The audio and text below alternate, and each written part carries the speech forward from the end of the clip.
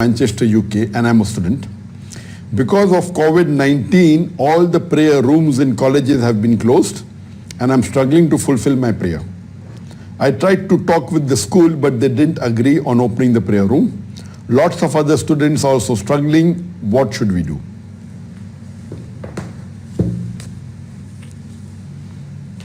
Brother Sadiq has asked a very important question, especially in this pandemic that is there throughout the world. We have this COVID-19. And he says that in his college, all the prayer rooms are closed. And when he goes to college, he cannot pray, so what should he do? And this problem is there. Since you're living in UK, Manchester, I do not know whether the college that you are studying in, is it run by a Muslim or a non-Muslim organization? I'm not aware of it. So I'll give you both the answers. As far as you're living in a non-Muslim country or going to a non-Muslim institution, but naturally if it's a non-Muslim country, you have to follow the law of the country. If the country has said the mosque has to be closed, it has to be closed, you have to follow the rule. If it's a non-Muslim institution, you have to see to it, you have to follow the rule. What should a Muslim do? I've mainly spoken to many muftis and many scholars, especially in the Muslim countries. And I have told them that if you think there is a medical problem and you fear that due to opening of the mosques, the COVID-19, the coronavirus will spread, I said that if you have taken the precaution and closed all the other activities and closed the mosque last, there is different opinion whether the mosque should be closed or not. We won't go into that. That we'll discuss later on. But even if you agree that mosque should be closed, so I told them that the mosque should be closed the last. If there's a total lockdown where everything is closed and then you close the mosque, whether right or wrong is secondary, it can be accepted. But we find in many Muslim countries, what they do, they say that if we have a total lockdown, then there'll be economic loss of billions of dollars every day. So what they do a partial lockdown. In the partial lockdown, they keep all the malls open and they close down the mosque. They say if we close all the activities, then there'll be a loss of billions of dollars. If we keep some of the activities open and close more than half of the activity, then the loss would be minimal.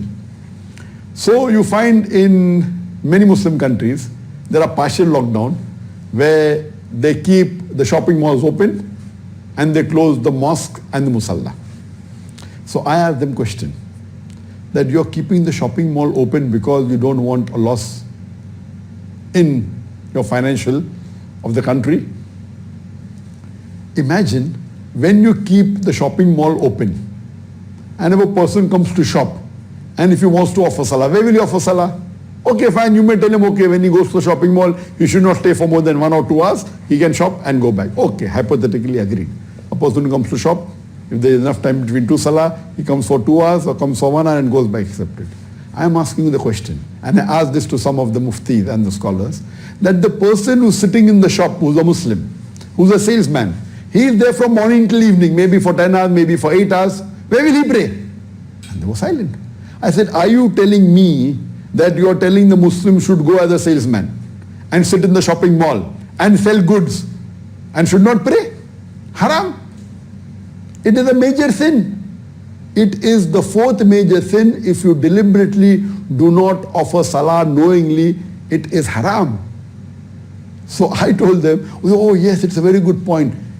And that should be noted. And I discussed with many. Okay, if you want to close down all activities, close down the complete mall, so that Muslims will not go to the mall, they will not be salesmen.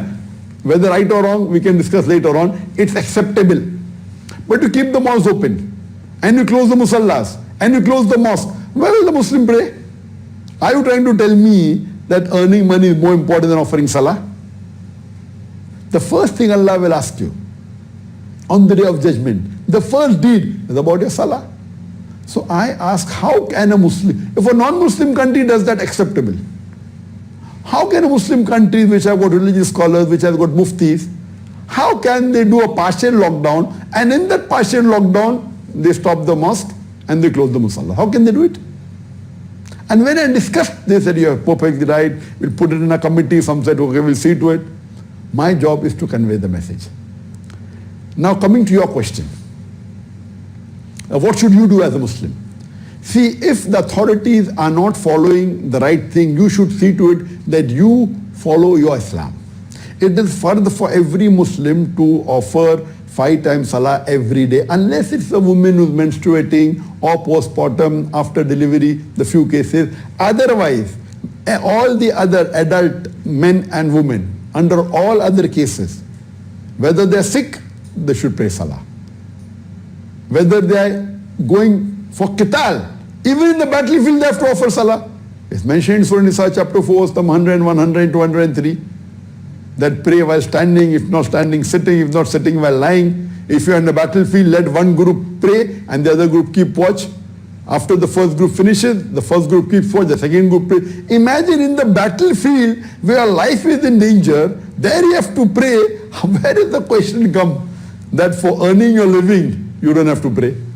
So I disagree with this at all. So you as a Muslim, what you do? You have to see to it that if you want to go for shopping, if you can go shopping and come back in time, you don't miss any of your salah, no problem. Or see to it, you pray somewhere. If you are a Muslim working in a shopping mall and your boss calls you, you have to tell your boss, see to it that you get me a place for praying. If you can arrange for me a place for praying, see to it is legal, I will come. If not, I will not come. I would prefer my salary being cut. No problem.